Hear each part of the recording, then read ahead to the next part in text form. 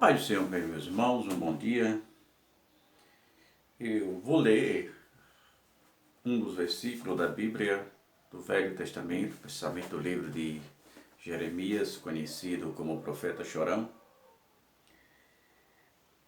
Do 1 ao 3, pois o 3 é um dos versículos mais recitados, do Velho Testamento.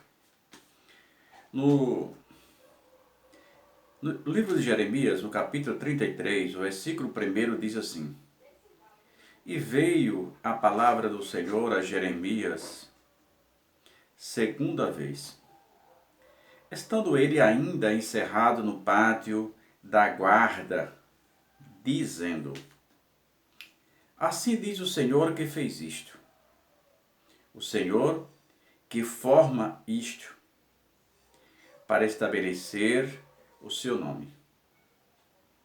É o Senhor. Clamas a mim, e respondeste-ei, e anunciar-te-ei coisas grandes e firmes que não sabem. Irmãos, esse versículo, apesar de ser um dos versículos mais recitados do Velho Testamento,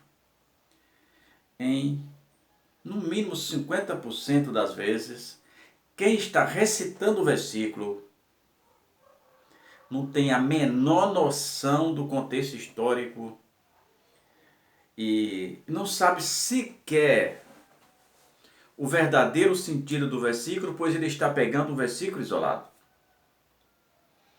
É aquela história que você aprende no português, que precisa descobrir o que é predicado e o que é sujeito, para que você encontre a mensagem. Às vezes a mensagem, o sujeito está tão oculto e está tão distraído no texto que você precisa tomar muito cuidado para saber o que é predicado e o que é sujeito. O predicado pode estar antes ou pode estar depois, não interessa. E aqui todos,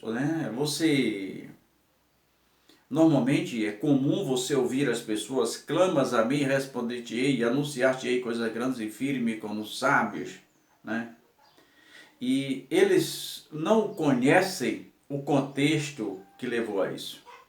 Não conhecem o contexto que está por trás, O que ocorreu para que este versículo surgisse.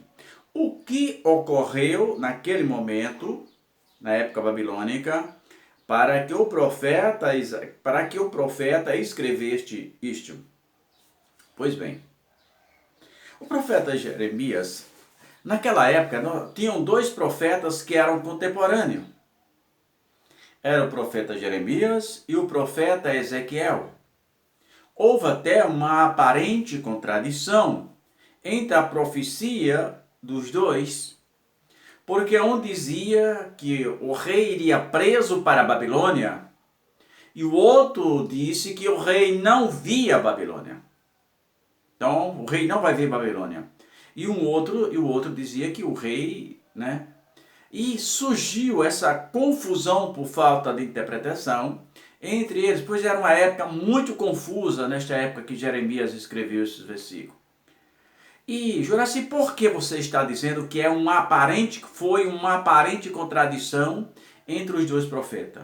Porque se cumpriu na íntegra tudo que os dois disseram. Um disse que ele iria preso para a Babilônia, o outro disse que ele não via Babilônia. E aconteceu, porque na hora que o rei prendeu o rei de Babilônia manda que prende o rei de Israel, ele fura os dois olhos do rei. Fura os dois olhos e o rei vai preso para a Babilônia, mas ele não vê Babilônia. Pronto. Esse era um contexto confuso. E certamente, debaixo de tamanha pressão de todos os lados, apesar de os profetas terem sido tratados com benevolência, o rei de Babilônia ordenou que Jeremias tinha direito de escolher onde ele queria ficar.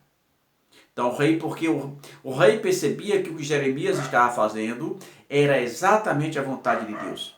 Jeremias estava orientando o rei a se entregar ao rei de Babilônia, visto que não tinha como escapar porque era um plano de Deus. Mas eu não sei como, nesse contexto, o sofrimento de Jeremias foi tão grande, que parece que ele perde um pouco esta visão de Deus e começa a clamar às autoridades, pedir benevolência, pedir clemência. Por que isso? Onde é que nós encontramos essa resposta? Encontramos quando encontramos um artigo. O artigo ar de Jeremias 33:3. O artigo A, porque está dizendo assim: clamas a mim. E respondeste-ei e anunciar-te-ei coisas grandes e firmes que não sabe. Então, se ele está dizendo clamas a mim, é porque Jeremias estava clamando, talvez, às autoridades da época. Então, clamas a mim e respondeste-ei e anunciar-te-ei coisas grandes e firmes que não sabes. Então, eu preciso, irmão, quando eu for falar da Bíblia, quando eu for ensinar alguma coisa, eu preciso ter condições para que, se alguém nos provocar de qualquer lugar, para que tenhamos uma resposta, que não venhamos nos embaraçar, mas que tenhamos segurança naquilo que estamos ensinando.